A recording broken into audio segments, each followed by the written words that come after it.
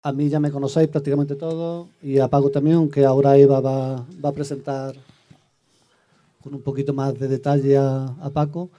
Y Eva, que nos acompaña, eh, que es compañera de camino, amiga desde hace muchos años.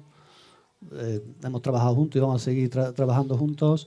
Y también es discípula de Paco y Aní, ¿no? Que Aní para ti es importante también, que no está aquí, por cierto.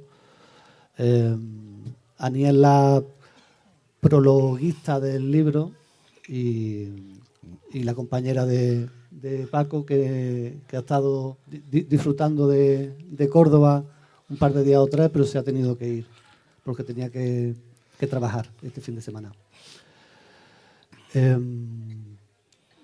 Así que ¿nos vamos, Eva? Venga.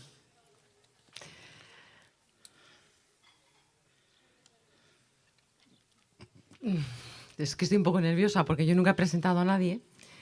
Y bueno, pero venga, que arranco.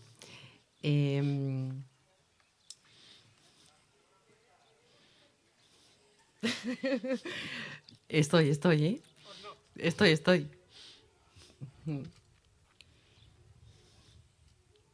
A mí me apetecía hacer una presentación un poco diferente a la que otras veces hace Paco, que ya todos sabemos que es una persona muy referente dentro de la psicología humanista y de la psicoterapia actual, porque lleva 40 años en este oficio y acompañando procesos individuales y grupales.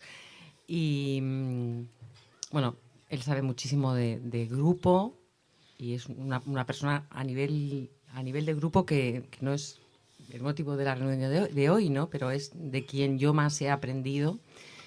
Y en los últimos años se ha ido como dando cuenta y haciendo como un tránsito en su trayectoria para dedicarse a formar, a enseñar y a supervisar a los terapeutas y a los psicólogos que hemos ido estando cerca de él, que es lo que más le gusta, ¿no? Pero me apetecía apuntar un poco de quién es él, de su infancia, ¿no? Él nació en 1900... A ver, que os pueda mirar y que esto no se me... Nació en 1951 en La Mancha y en una familia de comerciantes. Sus padres tenían una tienda de ultramarinos, que las niñas, no sé si sabéis lo que son las tiendas de ultramarinos, que son los súper de ahora, ¿no? Donde se venden, pues donde se vendían los calzados, los detergentes, los libros, ¿no? Las herramientas. Libros no, alimentación. Alimentación, vale. Libros no. Yo recuerdo tienda de... Seguro que todos podemos recordar alguna tienda de ultramarinos, ¿no? Bueno, lo del súper de ahora. Yo la recuerdo perfectamente porque mis padres han tenido 40 años. Una tienda de comestibles. Y bueno, en casa de la familia de Paco siempre se priorizaba la importancia del cole, del colegio. Y aún así nos contaba antes que, bueno, pues que claro, que había que echar una mano y que, bueno, era que esa tarea de que no gustaba tanto, ¿no? A los 11 años, su familia, sus hermanas mayores estudiaban y tenían también, luego fueron a la universidad, y a los 11 años Paco fue a un, ¿se llama seminario? No era exactamente un seminario, pero bueno, era un internado religioso. Sí, de los padres... Los paules. De los padres paules, que era una... Me ha llamado la atención cuando me lo has explicado, que era una instrucción intelectual muy, muy rigurosa, muy de élite, que todavía a día de hoy sigue en auge en los colegios que más les importa la educación a día de hoy, con el compromiso en la comprensión, en el análisis de las cosas, en aprender el discernimiento, un espíritu crítico y aparte los valores, me imagino también, ¿no? Y terminó... bueno, fue un momento duro porque con 11 años, claro, desarraigo familiar, de repente toda la referencia estable y todo lo conocido se derrumbó y pues una cosa dura para ti, ¿no? Y a la vez con todo el potencial de la crisis que le abrió a un nuevo mundo, a una nueva manera de pensar, a unos nuevos referentes y que dio como la semilla y el origen de quien luego fue, o sea, de quien luego fuiste tú formándote, ya me hago lío con las palabras, pero bueno, que luego empezaste a hacer psicología humanista, que nos decía antes Pepe en la recién inaugurada Universidad Complutense de Madrid, en Somosaguas. Sí. Y allí estuvo bastante desencantado con el tipo de psicología que se daba en la facultad.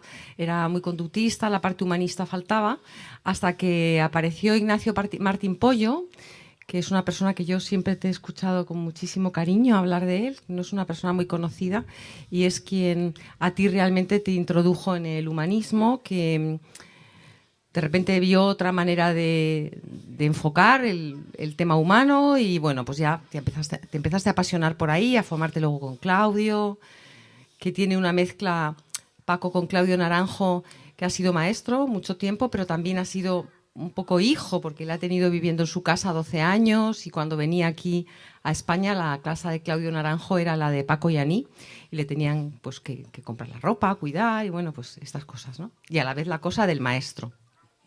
Curioso eso también, ¿no? Y yo no sé si se me olvida algo que algo más o... Voy a mirarla esta, a ver.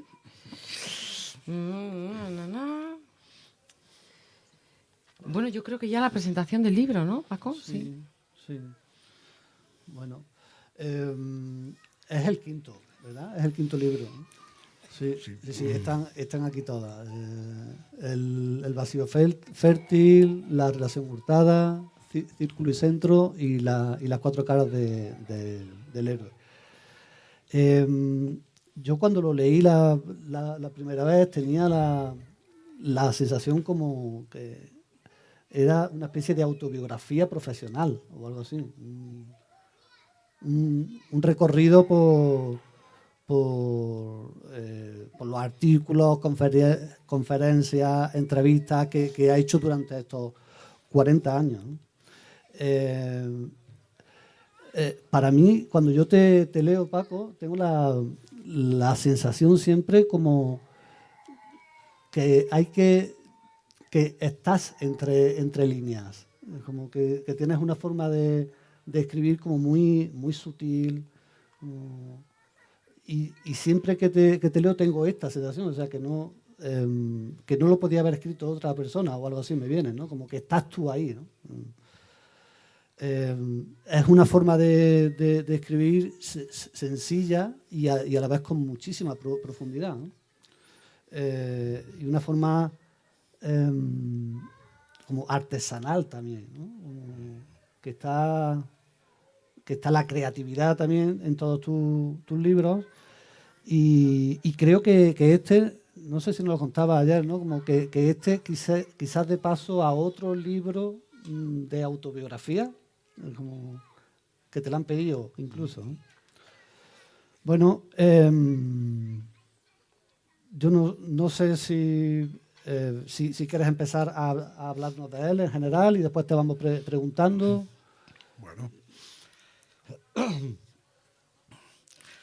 en realidad era un libro que no tenía plan de hacerlo. Cada libro ha tenido su génesis y a partir de ahí ha tomado forma. Pero este libro fue un poco un encargo. Vamos, yo había acabado Las 4 caras del héroe con mi editor de siempre, que es Ricardo Artola, en Arzalia. Y cuando lo miró David Barba, que es el editor de La Llave, me dijo, ese libro lo tenías que haber publicado en La Llave. Es un libro muy de La Llave. Pero bueno, ya no tiene eso remedio. Le dije, pero si quieres algo, no tengo ningún proyecto de escribir nada de momento. Y me dijo, pues si alguna cosa tienes, me dices. Y lo único que se me ocurrió fue, bueno, ¿por qué no hago una especie de recorrido de artículos, de conferencias, de ponencias, de charlas, de congresos y demás a lo largo de muchos años? Algunas están en revistas, en boletines de la Asociación de Gestalt, o sea, han salido en distintas revistas, pero que eran inencontrables, de algunas de hace muchos años. Y dije, pues igual tiene sentido como ver de todo ese material qué puedo rescatar, que me parece que tenga vigencia o que al menos no suene ni muy desfasado, ni muy antiguo, ni muy verde. Así que empecé a recopilar asuntos y vi que había cosas que se sostenían, que había dicho en su momento, y que dije, pues me apetece que se digan de una manera más oficial o que estén recogidas de una manera más concreta. Así que eso fue el asunto, empezar a recoger artículos de todo lo que había.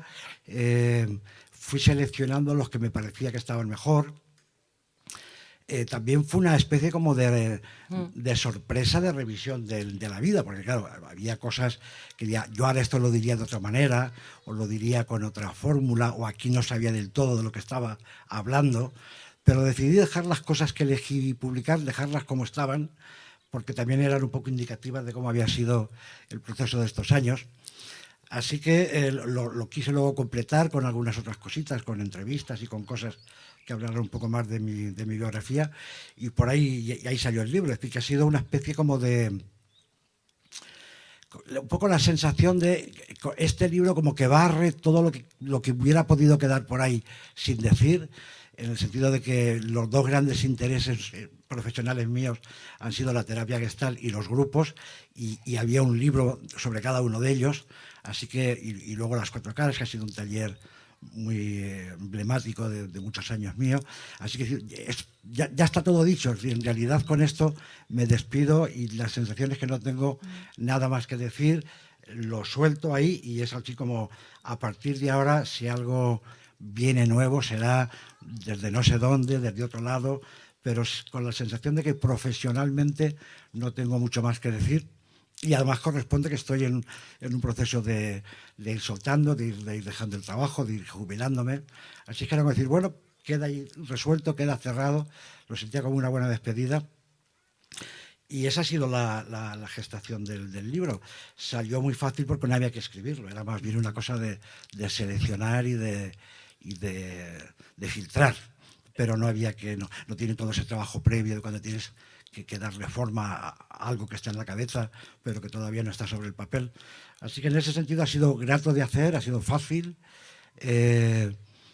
y yo me quedo contento un poco en el sentido de que cosas que he ido diciendo a lo largo de mi vida veo que tienen coherencia, veo que son temas que luego han seguido, he seguido profundizando en ellos, se han mantenido a lo largo de mi historia, pero que estaban ahí apuntados o iniciados, o así como en el arranque, y verlo todo eso a lo largo así como en trayectoria da una sensación de que no he dado muchos vueltas ni subibajas, sino que ha habido una cierta coherencia, digamos, en el proceso intelectual y en el proceso del trabajo. Así que sentía que era un poco el cierre y en realidad sí, yo creo que no tengo mucho más que decir. Bueno, aquí hablo aparte del trabajo, hablo de colegas, de amigos, sobre todo de muchos colegas y amigos y maestros que han muerto, que han desaparecido. Hay algo también de homenaje un poco a la gente de la que más he aprendido, que han sido más significativos para mí. Y yo creo que eso fue lo que al editor, a Ricardo Artola, el editor de siempre, le interesó, y a partir de ahí me dijo: tienes que escribir una biografía, unas memorias, me dijo, pero no me lo dijo como una propuesta, me lo dijo casi como una orden, como tienes que hacerlo, ¿no? Y yo me quedé así, no sé, me da mucho pudor hablar de mi vida o lo complicado de que cuenta uno de su vida, porque claro, en tu vida hay otra mucha gente y que no sé si querrán que hable de ellos o no, o en qué términos, ¿no? Pero bueno, estoy Paco en ello. Paco si quiere. Sí. Hablas de colegas, de Martín Pollo, de Claudio, de Aní, de Juanjo, De Ada. de Ada. Yo en un momento determinado te dije: Paco, has escrito páginas y poco de la relación que tenías que habéis tenido con Juanjo.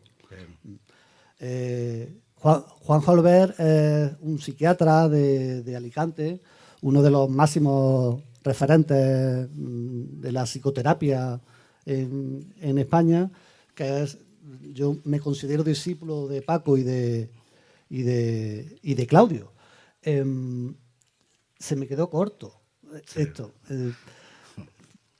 A mí personalmente me interesa que nos cuentes algo más de esa relación. Y extendiéndolo un poco más allá, ¿cómo ves tú la relación entre colegas en la profesión de terapeuta? Porque yo, la única forma que voy intentando y trabajando son con colegas, o sea, con Eva, con confianza, con Ramón Ballester, con respeto también, con Víctor Oribe. Para mí es imprescindible esa compañía en la profesión, sí. Porque hay un punto de soledad también, ¿no? que es como si fueran las únicas personas que te pueden entender o que te pueden ayudar a crecer y seguir aprendiendo, ¿no? Claro. ¿Cómo lo ves tú esto? Lo que pasa es que hay distintos niveles. Por ejemplo, Ignacio fue mi primer maestro, con lo cual hay una cosa distinta de, por ejemplo, como con Juanjo. Juanjo y yo nos conocimos trabajando con Claudio. Fue el trabajo de Claudio que nos hizo conocernos. Yo no lo conocía, aunque teníamos un amigo común, Antonio Asín, de Bilbao, pero yo no conocía a Juanjo hasta que empezamos a trabajar con Claudio, y enseguida nos sentimos muy amigos, pero además muy hermanados en el trabajo. Es decir, hemos hecho años y años de trabajos con Claudio de todo tipo, y luego colaboraciones con él y muchas cosas, y luego entre nosotros. He trabajado en su escuela en Alicante, él ha venido a Madrid sistemáticamente, con lo cual a nivel profesional ha habido una relación muy de de intercambio, de fluidez. Para mí él es uno de los maestros del trabajo corporal en este país, con lo cual siempre me interesó que estuviera en mi escuela, y de la misma manera que él me invitó siempre a estar en Alicante haciendo otras cosas, ¿no? Entonces, el artículo de Juanjo, lo que pasa que fue una improvisación, porque fue cuando murió él y estaba a punto de salir la revista de Gestalt, del boletín. Entonces decidieron hacer una especie como de pequeño homenaje, pero ya metiéndolo ya en la revista hecha, ¿no? Y nos pidieron a 2 o 3 personas que habláramos de Juanjo, así que fue una reseña muy, muy de ese momento, donde no estaba tan presente el hacer una especie de valoración de lo significativo que él ha sido en el trabajo, en la psicoterapia humanista en este país, sino que era más un asunto de duelo de amigo, de hermano. Es decir, era más desde ese lado, ¿no? Era más la persona. Yo lo que más parecido he tenido a un hermano mayor ha sido Juanjo, porque me llevaba unos años, con lo cual para mí ha sido un referente de cualquier cosa, de llamarnos, de hablar de cualquier cosa, a nivel profesional, a nivel personal. Yo creo que nos hemos contado todas y cada una de nuestras cosas como una relación de mucha confidencialidad, de mucha confianza.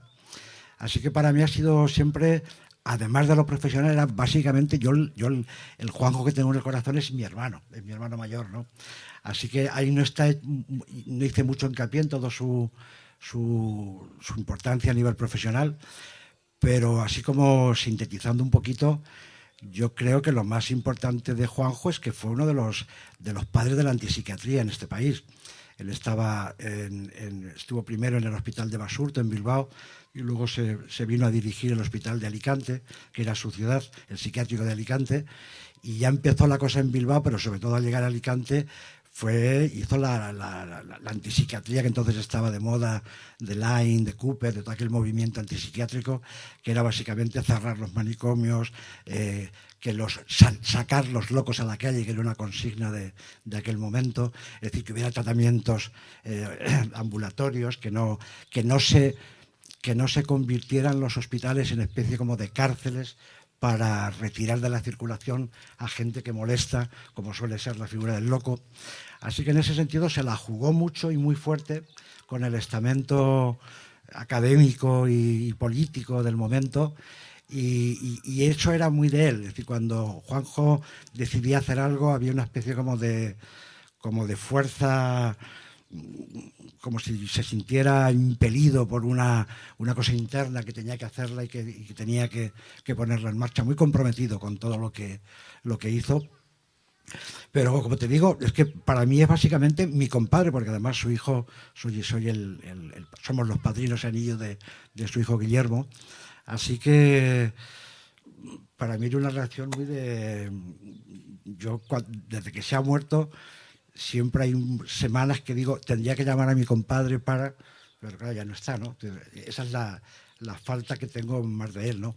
Pero a nivel profesional, yo creo que falta que se le haga un homenaje dentro de la Gestalt, de un número dedicado a él, y que hable más gente de la que, sobre todo todos los discípulos suyos de Alicante y del resto de España, de la psicología integrativa. Él trabajó mucho en psicodrama y le dio luego su manera, haciéndole una mezcla con la bioenergética y haciendo un trabajo una síntesis muy personal, muy creativa y muy poderosa, como era él, porque el trabajo de Juanjo respondía mucho también a su manera de ser, muy contundente, alguien que no tiene ninguna compasión por la neurosis, en el sentido sano, ¿no? Como que era como entraba a matar con la neurosis, diciendo, no hay que respetar lo que no es respetable, ¿no? Y en ese sentido tenía una presencia y un tipo de intervención muy, muy genuina, muy particular.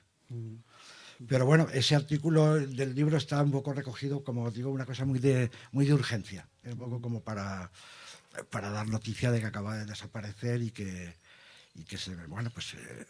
hacerle un pequeño tributo. Sí. Una necrológica muy cortita, pero bueno. Sí, Elena, su mujer, estaba recopilando artículos e información, pero no acaba de salir ese libro. Sí. Y es una pena que no se le dé el lugar, ¿no? Sí.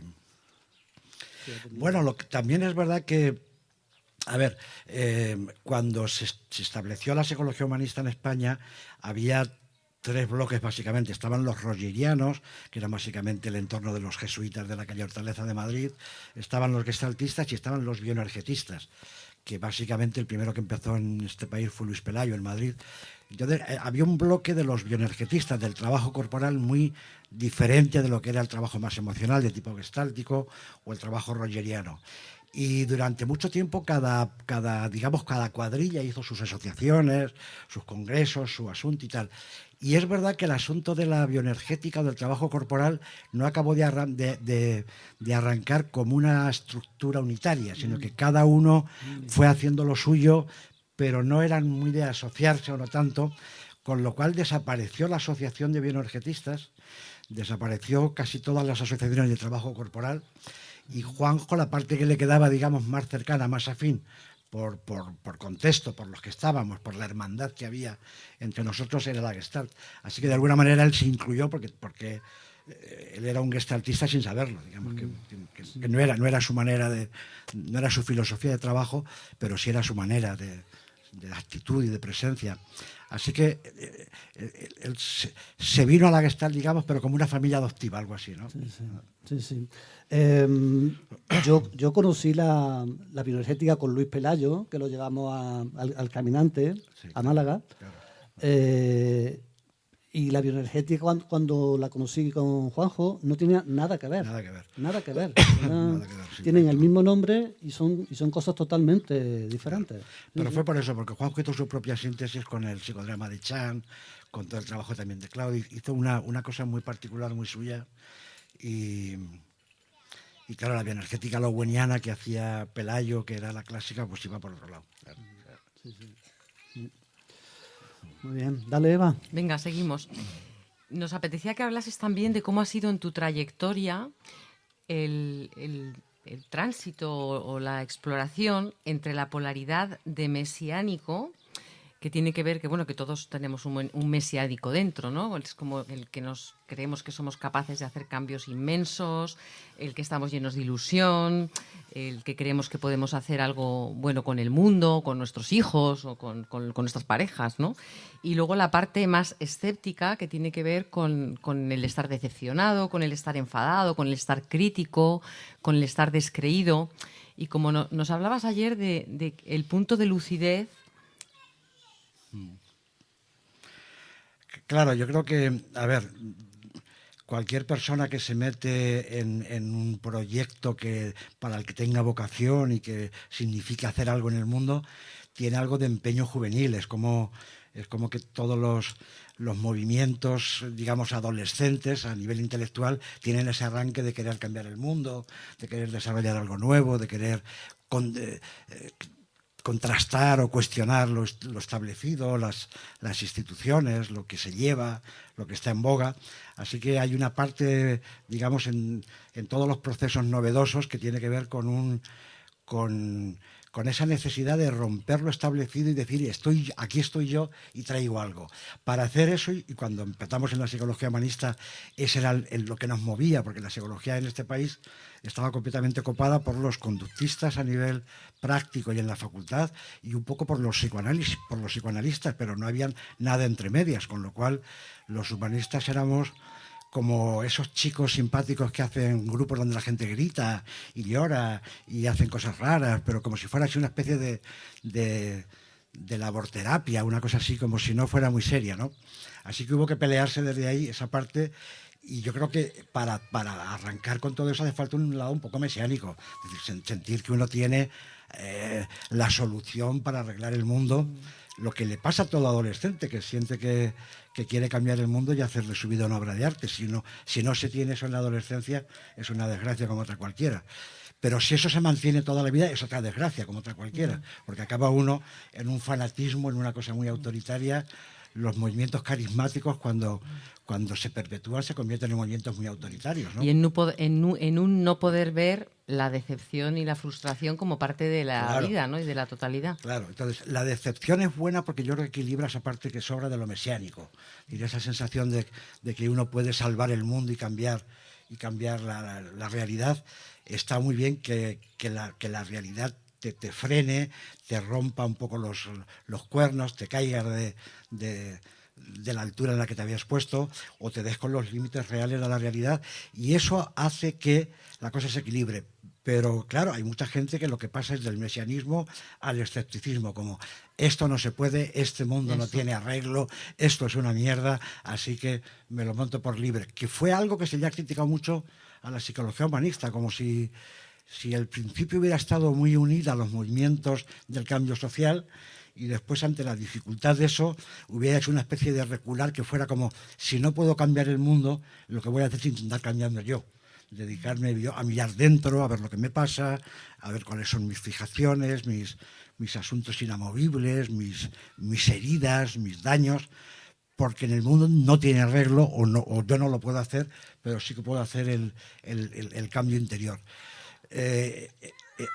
De pasar de ese mesianismo a esa parte escéptica, como digo, yo creo que está bien porque equilibra, pero hay mucha gente que se quedó también enganchada en ese asunto un poco pesimista, derrotista, de esto no tiene remedio.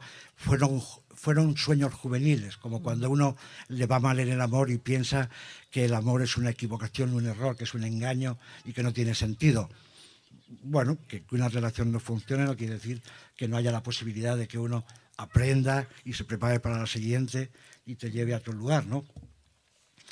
Así que yo creo que cualquier proceso de intentar cambiar algo hace falta mucha gasolina entusiasta y también hace falta luego llevarse unas cuantas tortas y bajarse y ponerse en otro lugar.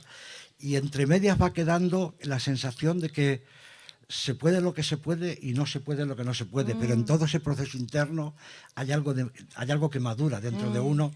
Es como si uno se empezara a equilibrar ese adolescente idealista con un adulto, pero que no derrotado, ¿no? Y ahí queda otro punto que para mí tiene que ver con la lucidez.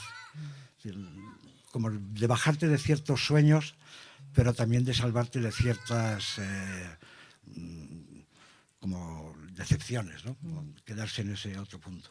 Sí, hablando de decepciones, en el libro hay ¿lo dices tú, Paco? Hay el capítulo del malestar de nuestro tiempo. Ah, sí. Sí, uno de los artículos que he recuperado para el libro es este de El malestar de nuestro tiempo, que lo escribiste en el 2009. Y lo lees ahora y está totalmente vigente. O sea, con lo que se supone que ha pasado y ha pasado, ¿no? Con todos los cambios que ha habido, pandemia de por medio, pero la base del malestar de nuestro tiempo sigue siendo el mismo. Yo creo que históricamente es siempre el mismo. Yo creo que las cosas se repiten, no de la misma manera, pero sí con un cierto fondo, ¿no? Y yo en ese artículo lo que hablaba era básicamente como hacer una especie como de diagnóstico de la enfermedad social o de la cultura, como igual que se hace un diagnóstico de la enfermedad individual, ¿no? Como haciendo un poco una equiparación, ¿no? ¿Cómo es ahora? ¿Cómo es la enfermedad de ahora, del mundo actual en el que vivimos, no sé cuántos años después de aquel artículo? Es que yo creo que se parece bastante, es decir, el asunto está en que la cultura o el mundo lo que te invita es a que te distraigas, a que no mires hacia adentro, sino que mires hacia afuera. Y como fuera hay muchas cosas muy entretenidas y muy estimulantes, pues generalmente la gente cree que desarrollarse es responder a los valores externos. Pues hay que ganar dinero, hay que tener un buen trabajo, hay que ganarse un prestigio, hay que conseguir esta tal o cual cosa, pero son todos valores que están de moda, que están en boga y que casi siempre son los mismos a lo largo de todos los años, aunque cambien la forma. Es el prestigio, es el reconocimiento, es el poder, es el dinero, ese tipo de cosas, ¿no? Así que la tentación es permanente, siempre está eso ahí. Y además, por otro lado, hay que pactar también con eso, porque obviamente parte de estar en el mundo es relacionarse bien con el dinero, con el poder y manejarse y poder estar bien con eso. Pero hay un exceso que es como si uno se equivocara y se creyera que eso que es una verdad ajena la toma como una verdad propia. ¿Por qué? Porque no hay un cuestionamiento interior, hay un vacío interno de no saber, de la incertidumbre, del desconocimiento, que es muy molesto de enfocar. Es decir, si uno se para en su vida en cualquier momento crítico, que para eso valen las crisis, se dará cuenta de que algo está pasando que no entiende en su vida, que no entiende lo que le pasa, que ya no le sirven las muletillas o lo que hasta entonces le había servido, y está como en una situación como de vacío, de mucha inquietud, ¿no? De mucha inquietud, de mucha intranquilidad interna. Entonces la tentación de eso es llenar ese vacío con cualquier cosa de fuera. Si yo estoy mal, pero pienso que el amor me va a salvar de ese agujero, entonces busco el amor. Y está muy bien buscar el amor, pero si es solamente porque estás huyendo de según qué agujero, seguramente no haces en la travesía de que el amor empieza por uno mismo, y es una travesía que no es de fuera para adentro, sino que es de dentro para afuera, ¿no? Y así con todo. Pero yo creo que la enfermedad de todos los tiempos es intentar que lo de fuera colme la insatisfacción interna, a todos los niveles, insatisfacción afectiva, emocional, espiritual, a todos los niveles, pero llenándola con los valores que están en boga en el mundo, que no son valores muy trascendentes ni muy sólidos, que son básicamente formas de funcionar en la vida como para estar entretenido, ocupado y no hacerse según qué preguntas, y eso le va bien al mundo, eso le va bien al poder, eso le va bien a la cultura en general. Y entre medias hay gente que desarrolla más un sentido crítico, pero el sentido crítico tampoco es una cosa que se enseñe, por ejemplo, en nuestra cultura. Más bien se nos enseña a obedecer, a asumir lo que hay, a copiar, a aceptar los valores ajenos, como las verdades de los maestros como si fueran las tuyas. Así que siempre el problema es, ¿me distraigo hacia afuera o me paro y miro para adentro? Al hilo de esto venía la siguiente pregunta, y es ¿qué papel tiene a la hora de afrontar el malestar actual, el que cada uno de nosotros tenemos, ¿no? Es como, ¿qué papel tiene el autoconocimiento y la psicoterapia? Yo creo que muchísimo, porque la psicoterapia se ha hecho cargo de lo que hasta ahora estaban haciendo muchas veces las instituciones religiosas o el examen de conciencia a nivel espiritual. Es decir, la psicoterapia se ha convertido en el lugar donde uno puede pararse a mirar dentro, y con la compañía de un testigo, para que uno no se distraiga demasiado o no se le vaya la pinza. Así que la psicoterapia y el conocimiento yo creo que hoy día son como los únicos espacios donde uno puede decir, voy a pararme a ver qué me pasa, a ver por qué no estoy bien, a ver por qué no me van bien las cosas, a ver por qué no encuentro el amor, a ver por qué no me satisface lo que hago, qué es lo que quiero hacer, que esa es la gran pregunta, qué quiero hacer, qué me falta, es una pregunta de quién soy yo, y el problema que es ese, que es un problema de ser y no es un problema de tener. Erich Fromm hablaba de esa diferencia, de que hay una cultura del ser que no es la cultura del tener, pero que habitualmente la que funciona es la del tener. Si tengo amor, seré feliz. En vez de si soy amoroso, seguramente entenderé mejor el mundo, ¿no? Así que va por ahí. Y hablando de entender el mundo, ya voy cogiendo es como... yo empecé a escuchar esto por Aní antes que por ti. Durante muchos años como que me pude impregnar de que era eso de la mirada del aprendiz, de la mente del principiante. Siento que es algo que tú también haces tuyo en tu día a día y en tu quehacer como persona, ¿no? Es como, ¿cómo poder mantener, o qué nos puede ayudar a mantener esa mirada despierta, ese asombro, ese ver las cosas por primera vez, ver las cosas tal cual son? ¿Cómo podemos cultivar ese camino? Es un camino paradójico, un camino aparentemente de opuestos, pero que no son tales. Es decir, uno necesita aprender muchas cosas, que necesita y todo el proceso de crecimiento es aprendizaje. Vamos aprendiendo todo, el lenguaje, la cultura, el conocimiento, los valores, todo lo vamos aprendiendo, porque venimos aquí como por hacer, digamos, ¿no?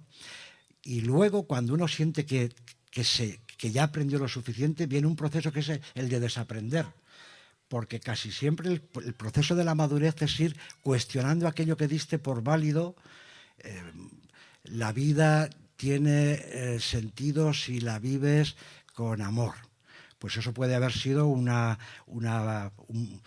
eslogan o un principio que te haya podido ayudar mucho en una fase de tu vida, pero a lo mejor en la madurez tú sientes que la vida para ti tiene sentido y no es el amor lo que le da el sentido, que el sentido último tiene que ver con un asunto a lo mejor más espiritual o más más trascendente o más de estar a gusto con uno mismo, por ejemplo, ¿no? Entonces, hay una serie de valores que necesitamos aprender, pero que también necesitamos en su momento dado desaprender.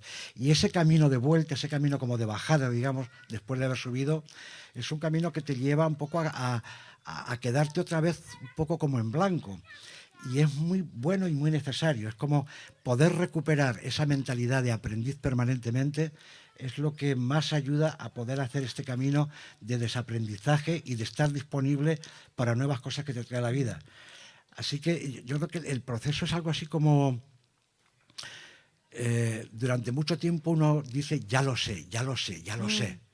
Y durante otra parte de la vida uno va diciendo, ya no estoy tan seguro, ni me hace falta. Y va abriéndose otro tipo de anclajes, otro tipo de asuntos, y que tiene que ver con mantener eso que dice el Zen, que es uno de los grandes principios del budismo, de mantener la mente del principiante. No perder nunca la curiosidad de que no lo sabes todo, de que todo está por hacer, de que si te pones ante la vida y ya lo sé todo, ya estás como para morirte. Y lo otro es una especie de renacimiento, de todavía hay algo que no conozco y estoy en disposición de eso. Así que tiene que ver con un camino de ir soltando valores, ir soltando principios, ir soltando creencias absolutos que uno tiene y que de pronto no son. Es decir,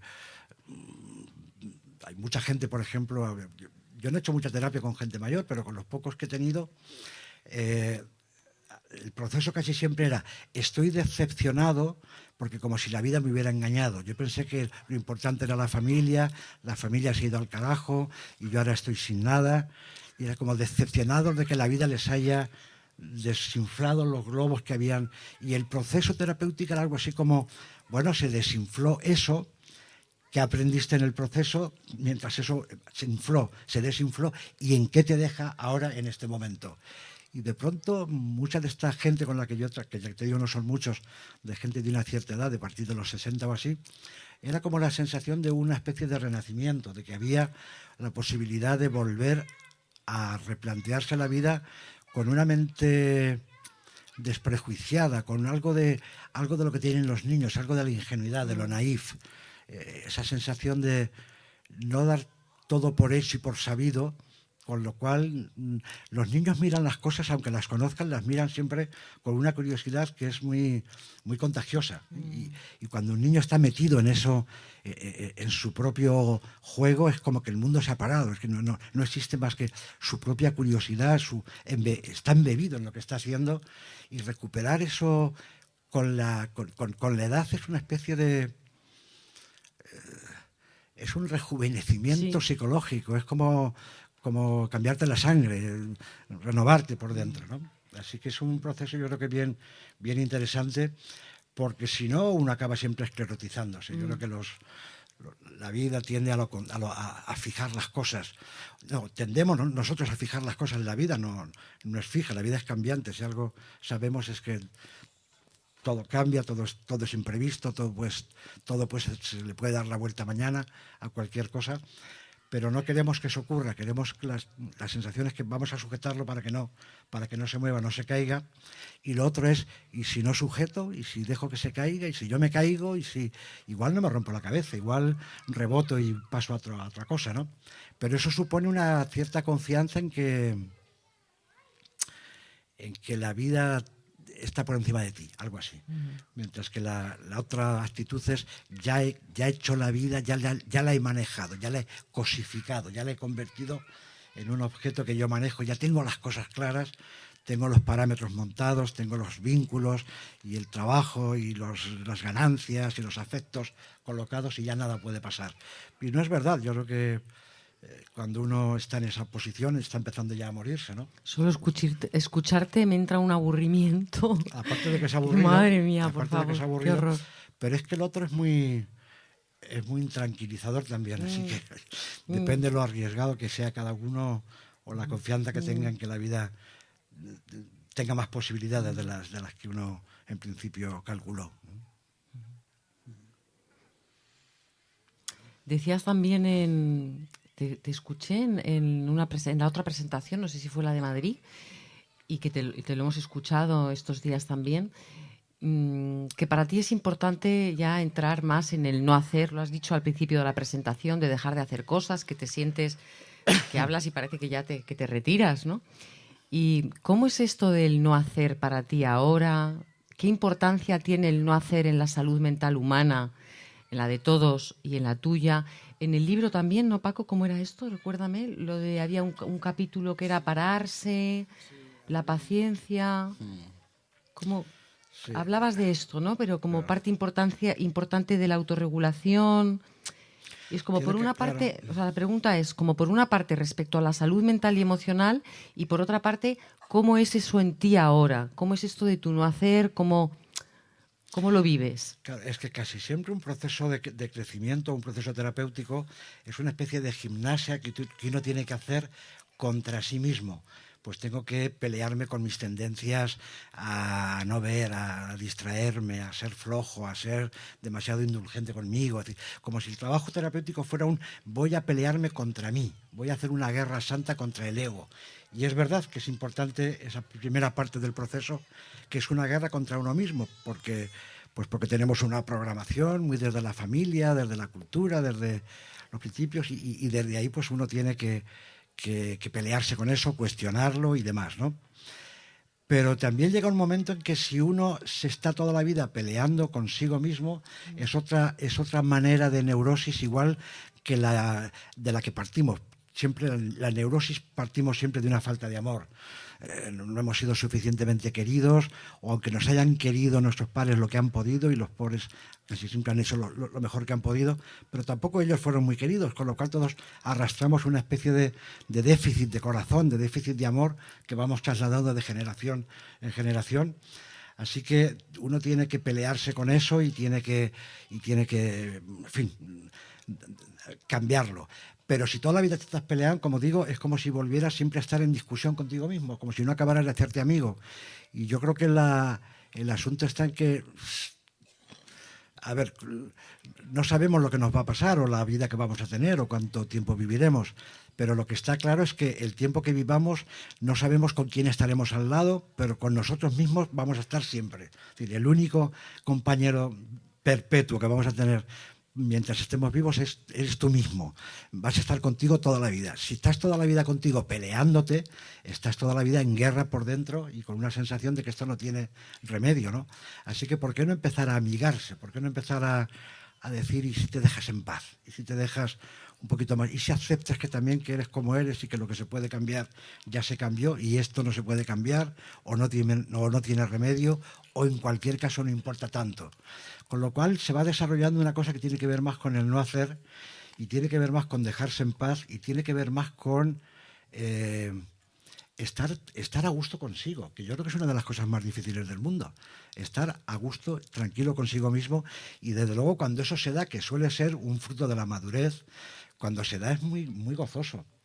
Pero lo que teníamos aprendido desde pequeñitos es, como eres no está bien. Niño, no hagas eso, sé de otra manera, o no sé qué. Pero de mayores igual, y toda la vida igual, como con una especie como de compulsión al cambio contra nosotros, que bueno, que tiene sentido, obviamente, no digo que no, tiene mucho sentido durante una época de la vida, pero no se puede estar toda la vida en guerra con uno mismo, porque entonces ¿de qué sirve un proceso de conocimiento?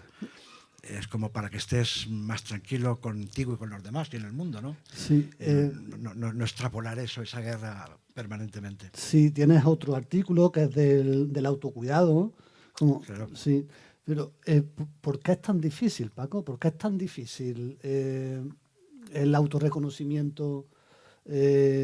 ¿Por qué cuando estamos en crisis nos maltratamos, nos tratamos mal? A través de la comida, a través del entretenimiento bobo y tonto, Del pensamiento, del pensamiento repetitivo. Es como, ¿por qué de las cuando acciones, entramos, vamos, que ¿por nos qué cuando entramos vacían. ahí nos resulta tan difícil poder salir de ahí?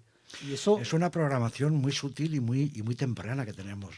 Por eso hacía antes referencia que la educación que nos han dado es: no está bien como eres. Te querremos más si eres mejor, eres distinto a como eres. Con lo cual uno tiene la sensación de entrada de que está defectuoso de fábrica. Y ya incluso en nuestra cultura religiosa venimos con un pecado original, que eso es una de las barbaridades más espantosas que uno se puede imaginar. Ningún niño viene a este mundo con ningún pecado original, por Dios. Es un fruto de la vida, lo ha traído aquí el empuje de no se sabe qué. Así que esa programación de defectuosos la tenemos tan metida que cuesta mucho desactivarla. Es como si desactivo eso, ya me voy a tirar a la Bartola, ya me voy a dejar...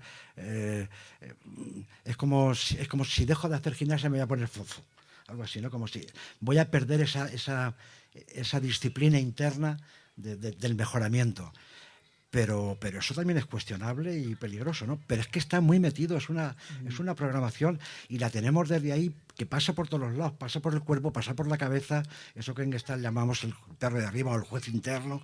Siempre tenemos un juez en la cabeza que está diciendo: eso no, o así no, baboso, le has vuelto a cagar, a ver si aprendes. Pero yo es que sigo como de incorporación de un padre, de un mal padre en la cabeza, o una mala madre, o unos malos modelos, ¿no? Pero yo es que no, es una cosa que no termino de entender, por más que no termino de entender cómo en un momento de crisis, de haber tenido un problema, una dificultad, eso tiende a dispararse más. Tendría que ser lo contrario. Es que no, es un asunto de conexiones neuronales, ¿no? Yo creo que es que en un proceso de crisis, y lo he dicho antes, uno da con mucho vacío, porque ya no solo lo de antes y estás en el vacío a los que viene. Y como lo que viene es tan inseguro, se entretiene uno con los viejos juegos. Es como si uno tirara de un repertorio que ya sabe que tiene ahí y ya está. Es como, yo qué sé, un ejemplo. Vas a ligar a una chica y le das el primer paso y la chica que te dice que no. En vez de quedarte con el desconcierto del no, seguramente eso, que es muy molesto, lo llenas con otras experiencias de: te pasa lo de siempre, eres un patoso, y tiras de repertorio de ofensas y tal cual, para tapar ese momento, con lo cual te haces un flaco favor, porque ni te ayuda, ni encima dejas que venga algo distinto. Porque para que venga algo distinto, lo primero que hay que hacer es que pararse, hay que como a los niños, hay que dejar que se aburren. Es decir, a los niños ahora se les sobreestimula, que se entretengan, que jueguen a esto, a lo otro, con las maquinitas, con lo que sea, ¿no? Pero si el aburrimiento es una de las cosas más creativas del mundo, porque todas las cosas que se nos ocurren tienen que ver cuando uno está aburrido, mirando al techo, mirando a las musarañas, o ocupado en cualquier cosa absurda. Así que aburrirse es muy bueno. El vacío es muy bueno, pero somos una cultura de horror al vacío, de horror a todo lo que sea quedarse en blanco. Y bueno, y hoy día que tenemos una cultura más tipo, al menos la cultura occidental, de la eficacia, pues lo llenamos todo eso con acción. Trabajando más o haciendo más cosas o incluso divirtiéndose, pero una diversión activa, como si fuera una obligación, ¿no? Pero no hay mucho tiempo de dejarse en el vacío. Yo creo que eso es una de las cosas. En realidad, yo creo que la diferencia más grande entre la salud o la enfermedad entre Oriente y Occidente es esta, ¿no?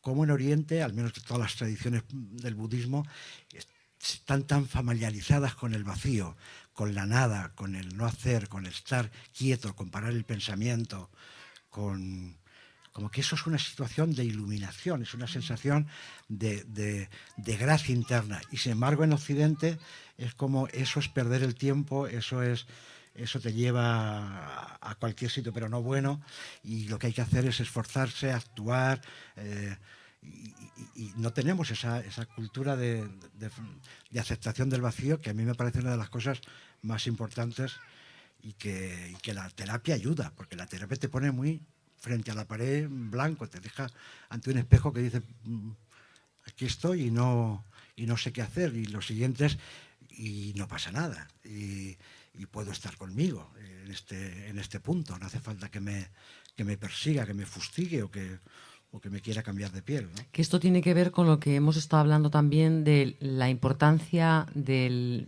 ser amigo o amiga de uno mismo, y que eso es lo más parecido a la felicidad, ¿no? Como al bienestar, que tiene que ver con este camino de incondicionalidad, ¿no? Siempre que la felicidad no se ponga como el logro final, como la meta. La felicidad es un punto de partida, pero nunca es un punto de llegada. Es decir, está muy bien que la persigamos, porque como digo, es un punto para ponerse en el camino, pero no es un punto de llegada. En realidad la felicidad dura lo que suele durar poquito. La vida tiene subidas, bajadas. Entonces, si uno se empeña todo en la felicidad y que todo el proceso de mejoramiento es para ser feliz y estar libre de caídas o de bajadas o de desgracias o de inseguridades o de agujeros interiores, pues no va por ahí la cosa. Es decir, hay también que asumir una parte de la existencia que tiene que ver con la infelicidad. La vida trae desgracias, tiene problemas, hay muchas frustraciones y limitaciones y bueno, también con eso se puede vivir, ¿no? Pero también a veces hay mucha intolerancia a eso porque tenemos el mandato de tenemos que ser felices, y una cosa muy de nuestros tiempos que es terrible es, y si no eres feliz es culpa tuya, que encima ya es terrible, la culpabilización de que si no te va bien es que tú estás haciendo algo mal. Claro, ya es como que no queda salida por ningún lado, ¿no? Es terrible, ¿no? Ahí es muy común cuando llega alguien a consulta y lo primero que te dice o le preguntas, ¿pero tú qué necesitas de esto? ¿No? Y dice, yo estar bien. Claro. ¿No? Yo lo que quiero es estar bien, ¿no? Sí, claro. Pero además con una idea muy clara de qué es estar bien, porque se puede estar bien de muchas maneras, ¿no? Pero hay una que es la de estar bien, que tiene que ver con ese modelo de felicidad, de que no tener ninguna preocupación, no tener ningún problema y no tener como encefalograma plano, como si te apuntaras al Valium, ¿no? Como una manera de vivir. Sí, ¿no? sí, es como que parece que no entra en la cabeza que la vida hay de todo y se trata de todo y que hay crisis y que no se puede estar eternamente feliz. No. Y que además no se puede cambiar eso, lo que se puede cambiar es cómo tú lo lleves, cómo seas o no de tolerante o de intolerante a eso, porque es como es y no tiene remedio, ¿no? A ver, espera, Pepe, un segundo. Un segundito, a ver si... Pregunta, Pepe, que además hay muerte, ¿no? Como que encima está el problema último es ese, que el asunto está en que nos morimos. Sí, que hay miedo a la muerte, ¿no, Pepe? Esto que hablabas. Claro.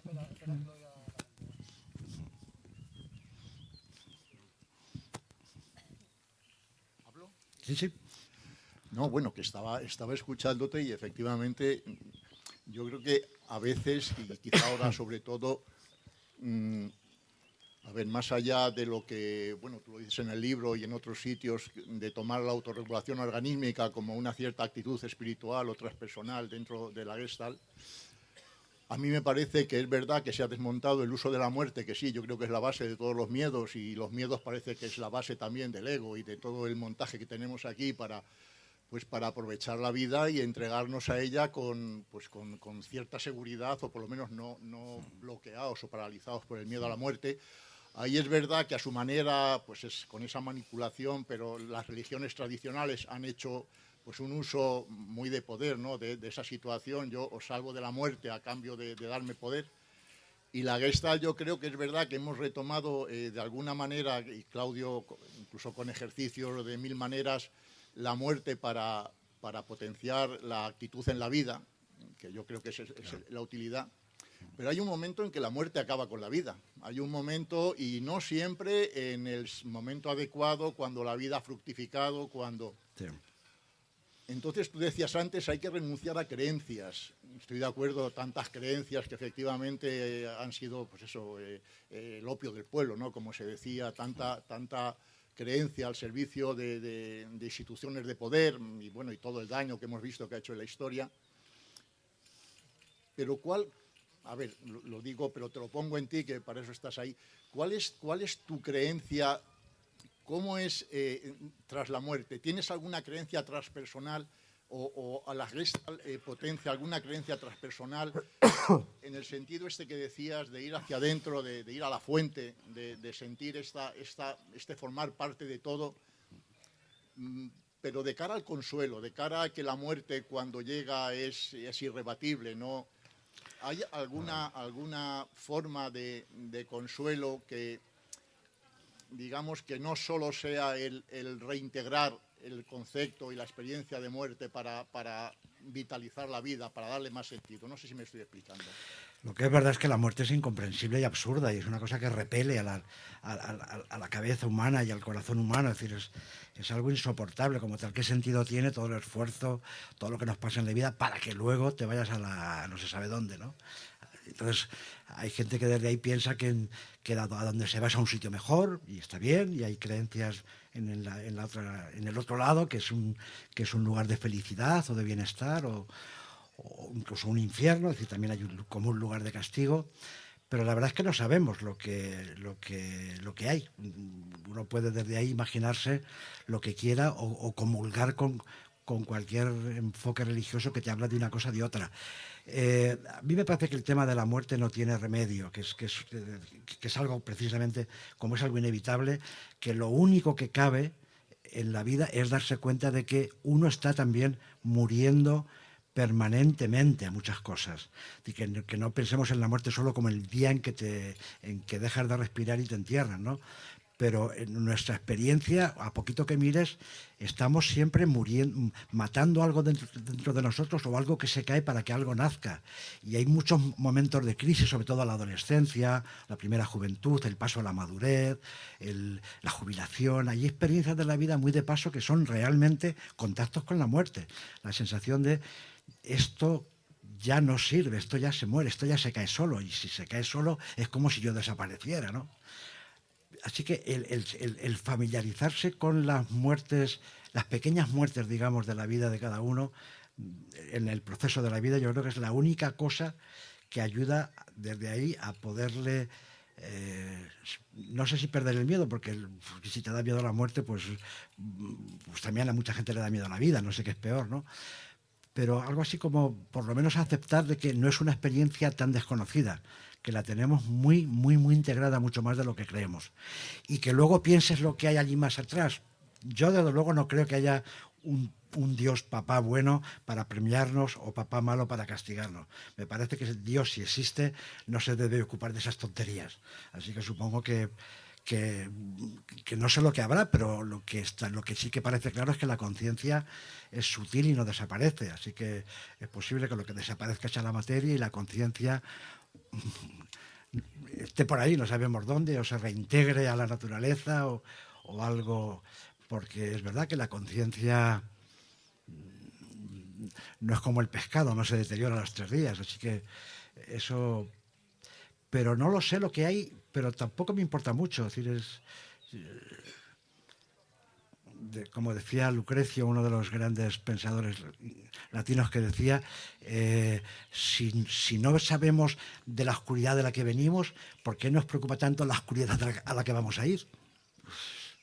Si hemos estado, antes de nacer, ¿dónde estábamos? A nadie le importa mucho, ¿no?, cuando nace. ¿Por qué nos va a importar lo que viene después? Que seguramente sea lo mismo, ¿no? Como que la vida sea un rato de luz entre dos enormes oscuridades, ¿no? A mí me parece que fundamentar el sentido de la vida es válida por sí misma, con muerte o sin muerte. Es verdad que la conciencia de la muerte acentúa, digamos, la experiencia de la vida o el compromiso con lo que está vivo. Pero la vida es válida por sí misma, la viva uno como la quiera vivir, ¿no? Y de la muerte es que no sabemos mucho. Yo me acuerdo una vez trabajando con Carl Rogers, uno de los grandes padres del humanismo, y le preguntaron, le tuvo una pregunta algo así de qué piensas de la muerte y de Dios, en fin, como las grandes palabras. Y dijo, la muerte no sé porque estoy vivo y a Dios no lo he visto. Así que, como diciendo, pues son preguntas seguramente un poco absurdas, ¿eh? Aunque como preguntas están muy bien, porque movilizan interiormente, ¿no? Pero no tienen respuesta. Y el que no tengan respuesta no quiere decir que no sean válidas o que sea perder el tiempo, pero no hay que darle tampoco mayor importancia, porque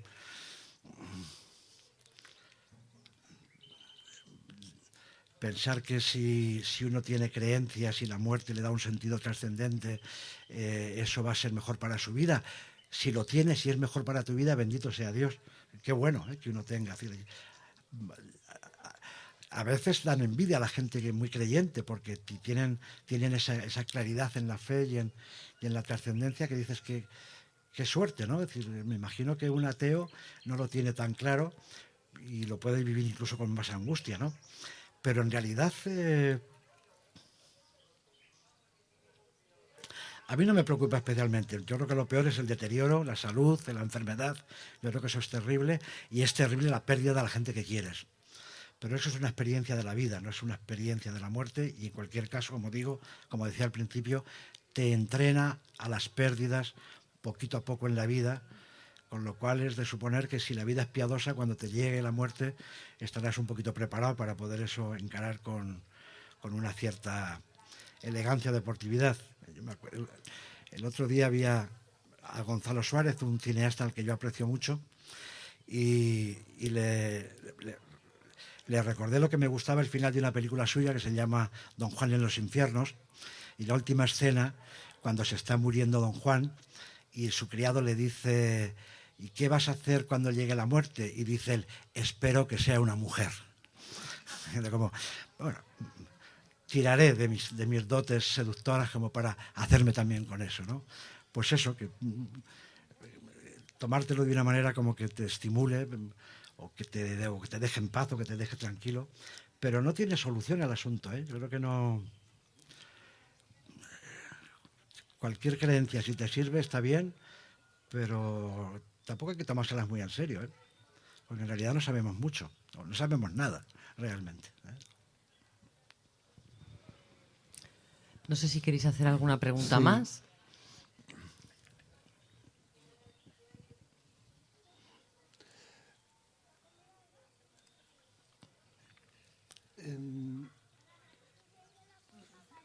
A mí me falta algo que también teníamos apuntado por aquí, como esto de la psicología humanista o del terapeuta artista. Ah, sí. Sí. A ver, durante mucho tiempo la psicoterapia se enfocó más como un asunto técnico. Ser psicoterapeuta era formarse en saber mucho de diagnóstico, de la enfermedad del alma, de las pasiones humanas, de tener todos los datos, saber mucho de tratamiento, saber mucho de qué remedios presentar para cada tipo de dolencia, como si fuera un asunto puramente técnico, un asunto de conocimientos. Y yo creo que es verdad que hace falta el conocimiento, pues, como cualquier oficio, hace falta saber hacerlo. Todo oficio tiene una parte de instrucción. Para ser carpintero, para ser pintor, o para ser médico, para ser lo que sea, tienes que formarte. Hay una parte que es de entrenamiento pero eso es como el punto de arranque. En realidad los oficios más de corte, no sé si llamarlos artísticos o artesanales, y yo creo que la psicoterapia tiene algo de eso, no son tanto un asunto de pura técnica, no son tanto. Es decir, cuando alguien está mal, no siempre lo que más le ayuda es que tú le hagas un buen diagnóstico de lo que le pasa. Eso puede ser importante que lo sepas tú, y a lo mejor que lo sepa incluso el paciente, pero seguramente lo importante va a ser cómo se da el encuentro, qué le pasa a esa persona consigo misma, planteando esos problemas, y con alguien que le acompañe y le dice: no mires por aquí o no te distraigas por allá, enfócalo por este lado y sigue ahí y no te escapes, y si duele aguanta el dolor, y si te va bien fíjate. Entonces es como una especie de trabajo más que se parece más al de un entrenador artístico, al que hace lo que hace un director de actores, por ejemplo, lo que hace un maestro de academia de pintura, que te dice: cuidado con ese brochazo, pero aquí ponle más color, o aquí no lo hagas tan fuerte el trazo, aquí ten más no sé qué, aquí déjate ir. Aquí sí, porque no hay dos sesiones iguales, ¿no? Claro, entonces eso es un apelar a un desarrollo artístico, y yo creo que los humanistas, yo creo que son los que más han reivindicado ese aspecto artístico de la terapia. Así como los conductistas tienen mucho más el modelo más científico, entre comillas, en el sentido como de conocer, digamos, el proceso de la enfermedad y sus abordajes y sus salidas. Y yo creo que los humanistas le dan mucha fe a que lo que cura es el encuentro, lo que cura es la relación, lo que cura es que uno siente que eso que le pasa no le pasa solo a él, que además lo entiende el de enfrente y lo entiende compasivamente, y uno se siente que entonces ya no es un bicho tan raro y que en el fondo acaba descubriendo que es humano y que le pasa lo que le pasa a todo el mundo. Y todo eso, aunque parezca un consuelo de tontos, es un consuelo muy profundo. Es una especie de pacificación interior y que tiene que ver mucho con este componente artístico. Es como juega en el encuentro a lo que tengas que jugar para que el otro se vaya dando más cuenta. En Gestalt siempre decimos que la salud tiene que ver con combinar la espontaneidad con la conciencia. Así que la espontaneidad es una invitación a déjate fluir, a sé tú, suéltate, canta, grita, muévete, no reprimas eso que te pasa, enfádate si te viene enfadarte, o dale permiso al impulso espontáneo, como fíjate de que el niño interior tiene razón, no todos son rabietas ni tal, sino que hay una razón, hay algo, hay un impulso sano en del que fiarse.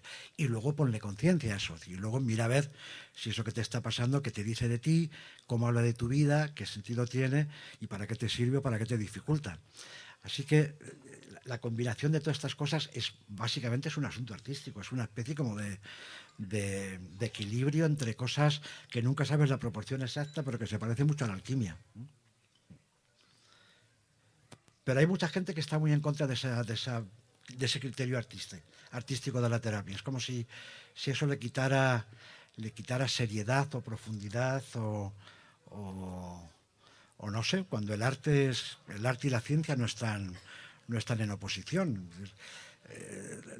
El arte es igual que la ciencia, lo que pasa es que no le importa tanto repetir la experiencia, sino que se fía en que el resultado está bien como sea, ¿no? Pero son dos maneras muy compatibles y muy paralelas de acercarse a la realidad. Pero no todo el mundo lo ve así.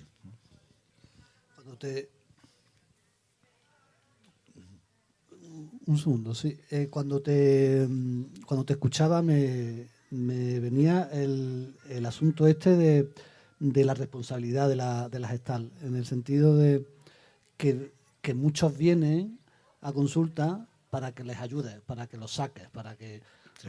Es como... Y es un peso... ¿Cómo ves tú esto de qué haces con eso? Sí. ¿Cómo le trasladas la responsabilidad diciéndole yo te puedo acompañar, pero eres tú, ¿no? Como... Claro. La manera en que lo hagas tiene mucho que ver con el estilo del terapeuta. Fritz Perls, el creador de la Gestalt, era muy radical en esto. Era decir, no, arréglatelos tú, a mí no me mamones. Como toma tú la responsabilidad de lo que te está pasando y decide tú. Y era muy radical en eso. No permitía que nadie se escapara de esa responsabilidad. Otras personas de otro tipo de carácter seguramente lo hará de otra manera. Pero sí que siempre está, pero como una creencia, como una especie de los pocos principios absolutos que tenemos en Gestalt, es que uno es responsable de lo que hace, de lo que no hace, de lo que evita y de lo que piensa, de lo que siente y eres responsable aunque no te quieras enterar, aunque digas, no, si no me di cuenta, me acuerdo que Memo, cuando alguien decía, fue inconsciente, y Memo, Guillermo Borges, decía, ¿y el inconsciente de quién es? ¿De la portera? Pues, es tuyo, o sea, hazte consciente, ¿no? Como responsabilízate de eso que te está pasando, ¿no? Y a veces se utiliza mal que responsabilizarse sea culpabilizarse, que no tiene nada que ver.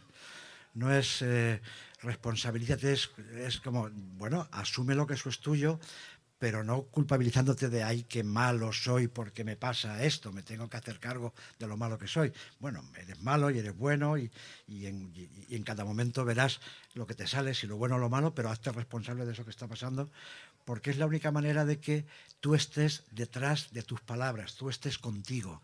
Cuando uno funciona irresponsablemente es como si no se hiciera cargo de su vida, es como, no, yo no tenía intención, yo no lo hice, a mí no me...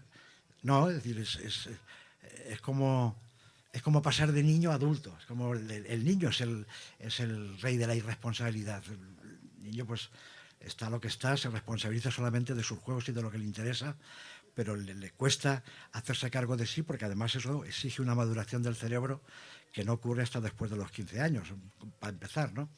Pero el adulto obviamente tiene que desarrollar esa capacidad de responsabilidad, no porque sea algo a aprender, es que es algo obvio e inevitable, es que eres responsable lo quieras o no. Así que no es que tengas que, es que lo eres ya. Otra cosa es que lo quieras asumir o no, que te des cuenta y que lo rubriques, pero que eres responsable de ti, eso es absolutamente un hecho. Pero vivimos como si no fuéramos responsables. La culpa la tiene siempre la sociedad, el otro, las condiciones, el mundo, lo que sea, ¿no? Paco, y en ese proceso, en ese viaje de ir madurando, con lo que estás diciendo, con este proceso de autoconciencia, de autorresponsabilidad, de ir despertando, de ir madurando, al final, ¿qué queda? En ese irse desenganchando, deshipnotizando de lo de fuera y más ese viaje hacia adentro, hacia ese vacío fértil que en algún libro era el título tuyo. Al final, ¿qué se sostiene? ¿Qué se mantiene? ¿Una cierta paz con uno mismo? ¿Una sensación de aceptación que como que el sentido de todo este trabajo, pero más permanente, o no hay cimiento permanente? Estamos, como decías, en ese proceso de que nada permanece y que es un continuo ir renovándose. Eso es verdad, que es un continuo renovarse y que nada es fijo, pero sí que es verdad que el fruto del trabajo interior es una cierta serenidad.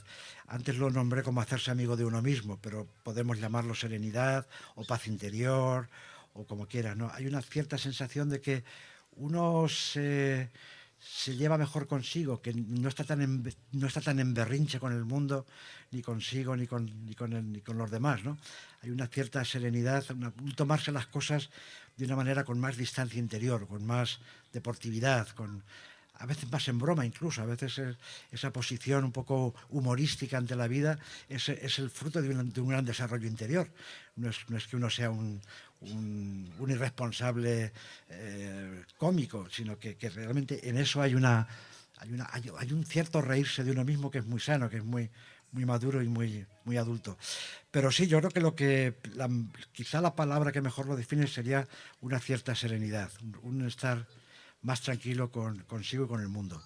Que no quiere decir más muerto ni más, sino, bueno, de otra manera, que te tomas las cosas con otra deportividad interior. Bueno, no sé si, Javier, estás... No les veo. Que se nos ha hecho de noche. No les veo. No sé si alguien quiere preguntar algo, comentar algo.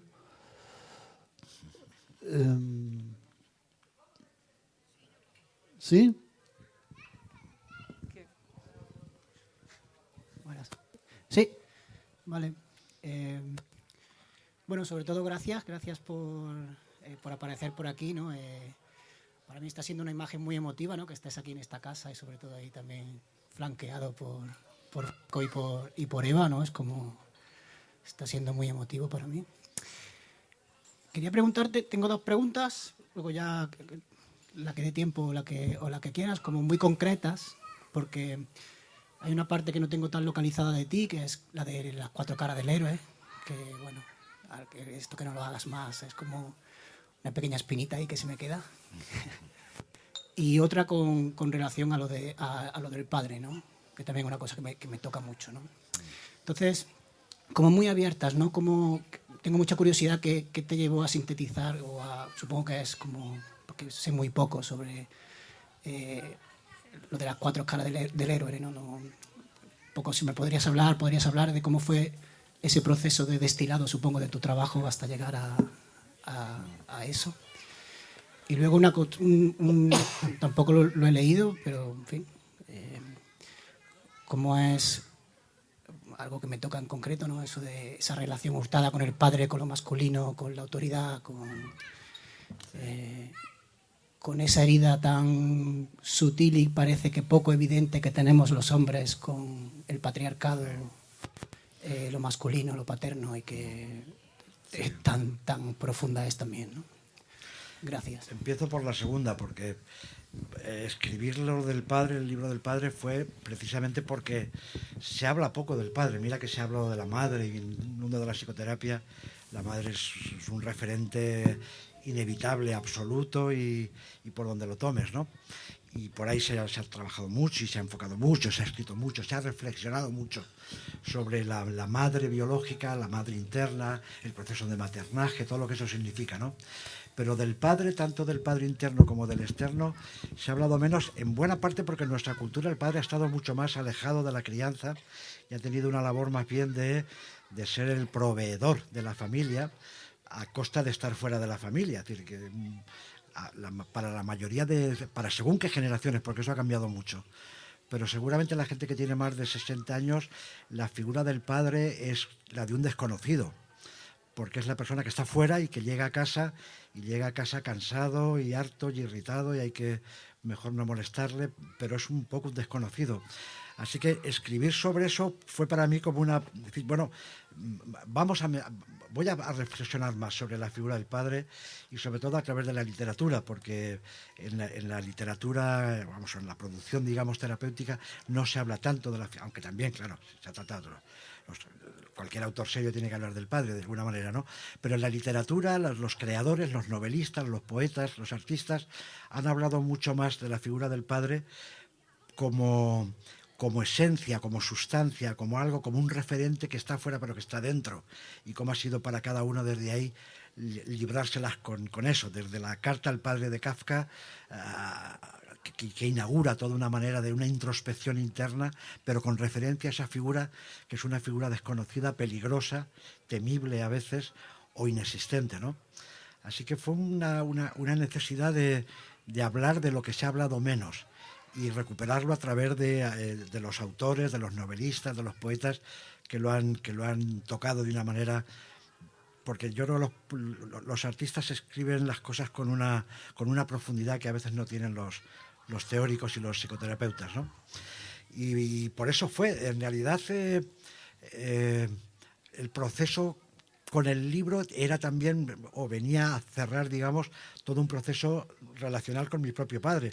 Mi padre era una persona de esas bastante desconocida para mí, no desconocida, porque mi padre sí que estaba en casa, es decir, era parte del negocio, como mis padres trabajaban en casa, no es esa persona que está fuera, ¿no? Pero sí una persona muy apocada o muy a la sombra de mi madre, que era un personaje muy fuerte, mi madre.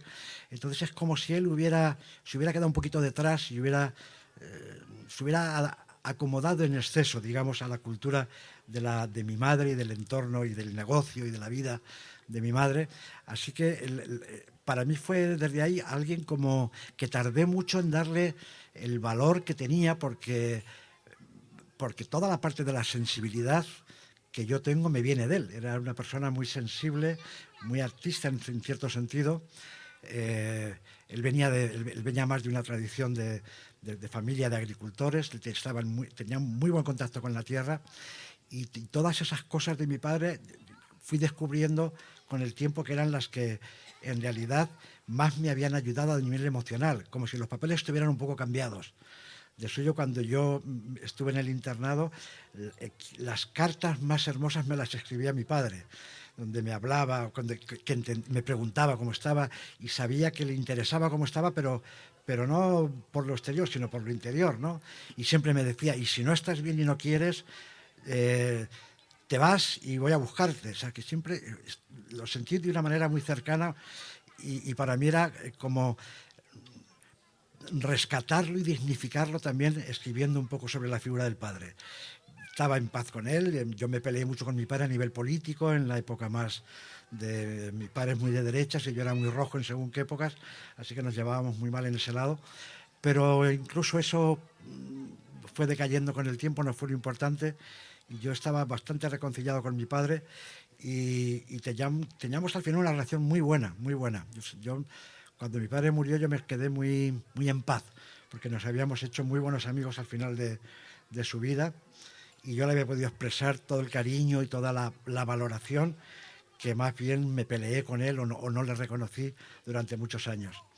Así que ese libro también tenía que ver un poco como con cerrar esa etapa, ¿no?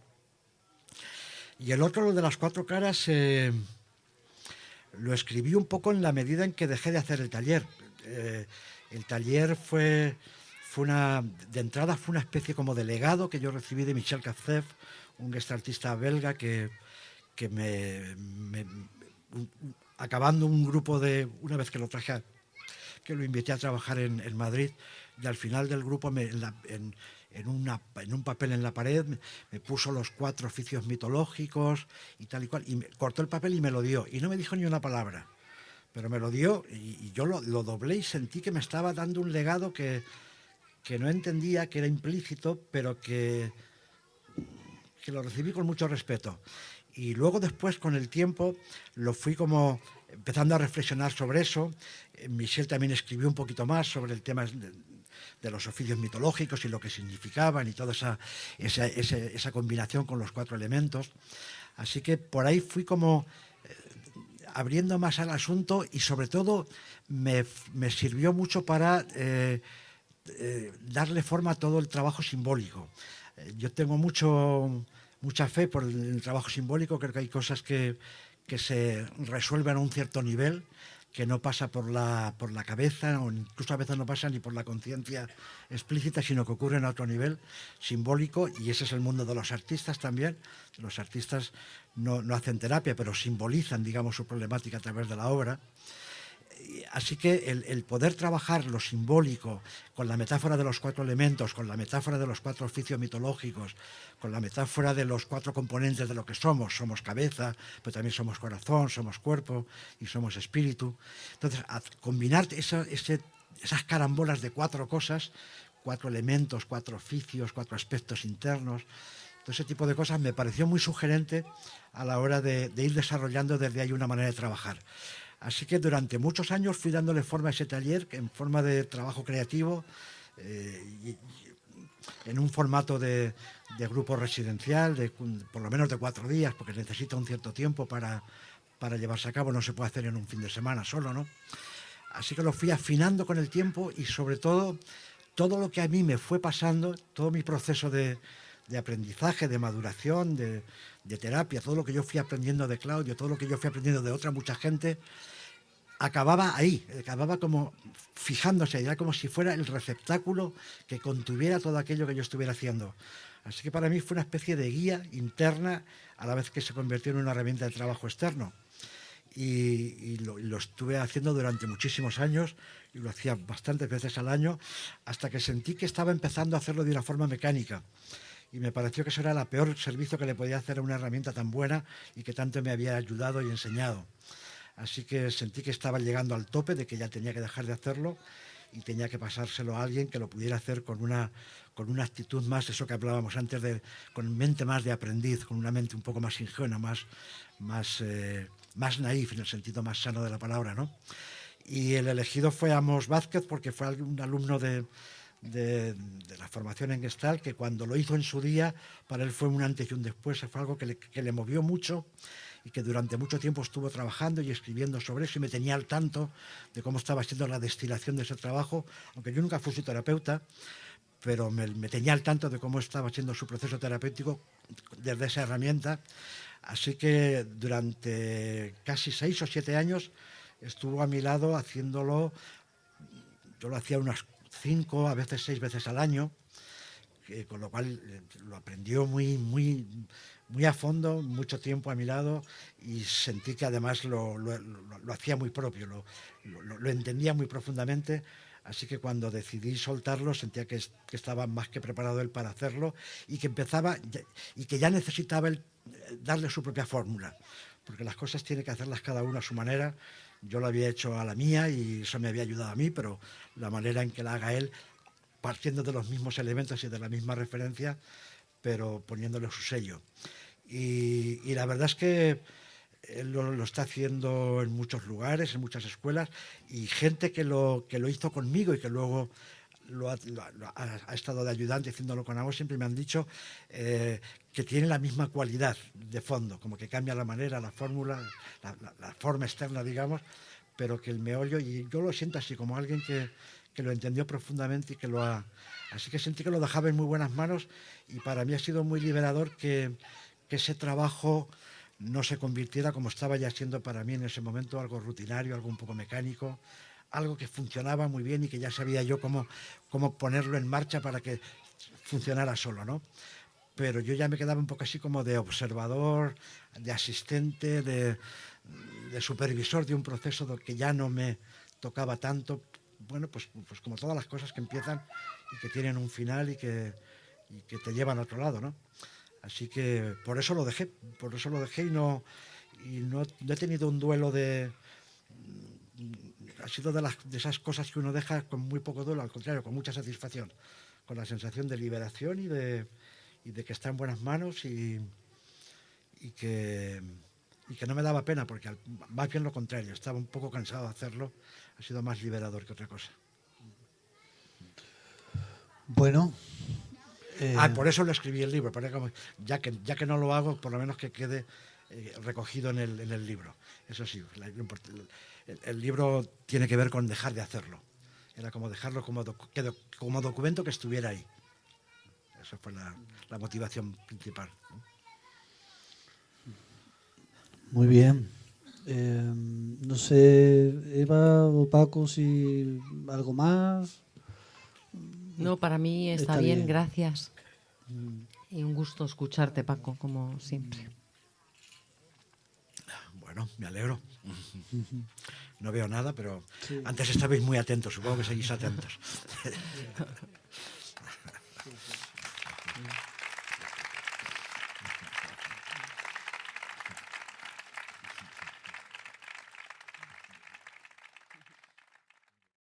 The blues,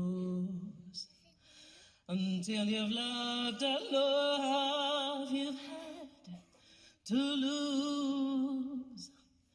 You don't know what love is.